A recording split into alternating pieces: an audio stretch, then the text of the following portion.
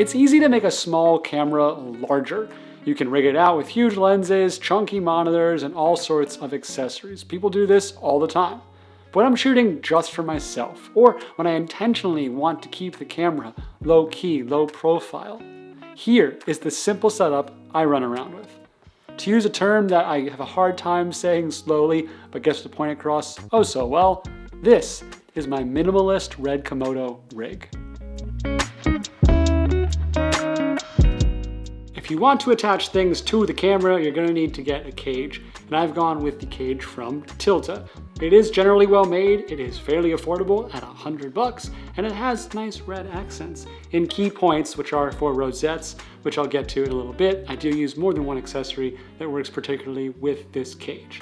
You've noticed I don't use the top of the Tilta cage, and that's because the top that comes with it has a cold shoe attachment, implying that you should attach a monitor mount like this thing that screws down. It doesn't have a native NATO rail here. And these are fine. These have been in cameras for forever and people do use them. I've just never really found that I trusted them all that much. There's always a little bit of play, and if you open it just a little bit, it's pretty easy for the monitor to fall out. So instead, I've gone with a more trustworthy solution. And that is just your standard NATO rail, which I actually attach directly to the available 1/4-20s on top of the camera. Again, those other attachments work. You can use a cold shoe if you want to attach your monitor that way. I just have never found it to be the most trustworthy, and instead of using magic arms in this stuff, I just attach things directly to the NATO rail. I feel it's a lot more secure. And speaking of things I attach to that, this is my monitor mount, a small rig part that just clips onto here and attaches in, and now we're secure. As for how I attach my monitor, I'm actually using this small part from Moment. It's a MagSafe attachment adapter. It has a 1/4-20 screw on the bottom. It's about $20. It lets me attach my phone via MagSafe to anything, and in this case, to my camera. Yeah, I'm using my phone as my monitor on the Komodo. Again, only do this when it's a smaller production, when it's just really me using the camera. I wouldn't use it if there was another assistant involved or was a larger production. But for those low-key minimalist days, it's got some positive trade-offs. As you can see, no cables and no individual batteries powering another accessory. This thing, I throw it into airplane mode and I can just get the shoot done. There is a little bit of latency, and that is the trade-off. But for no cables and no batteries, I'm kind of happy with that deal. And using the Red Control app on your phone, you're able to change all the usual suspects. ISO value, aperture, shutter speed. But you're also able to control the autofocus point where that is on the screen. That's something you couldn't do with a regular monitor. And sure, you gain a lot of control with the small HD Indy Cine 7, I think it is, that you can add Red Komodo control, as well as the Focus Pro. But those are extremely expensive. This is using a phone you probably already have. And if you're like me, and sometimes you don't really want to use your phone as your devoted monitor, maybe you have your shot list on it or something else and you want to keep things separate, I do have another low profile, affordable solution for you. I dug this thing up on eBay for about $80 with a $10 Manfrotto phone clamp. This is the Red Hydrogen, a phone, yes, a phone that Red made a few years ago that was kind of the company's biggest flop.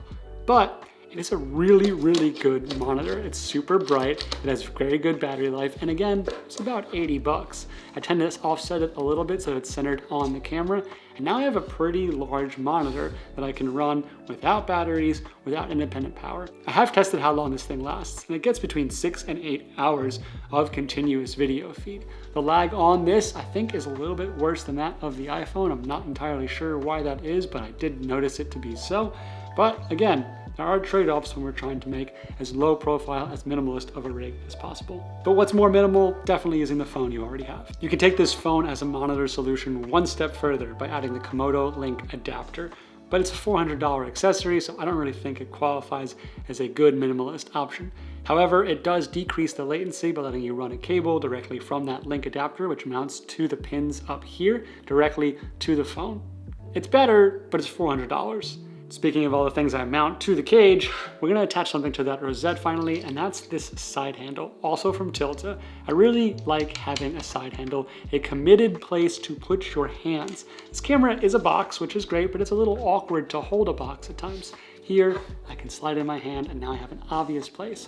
It's completely adjustable with a little lever here, and if I wanna build a bigger rig out, This dial in the front enables me to control the Nucleus Nano follow focus system. So I can control focus just from here. It's super handy. I don't usually do that when I'm running around by myself, but I do like to have the option when I want to build things up just a little bit more. And with one more cable, you gain run stop functionality, so you don't have to touch record. But that gives me 3 different places to touch record: on the monitor, on the camera, and on this handle if I want to run that cable.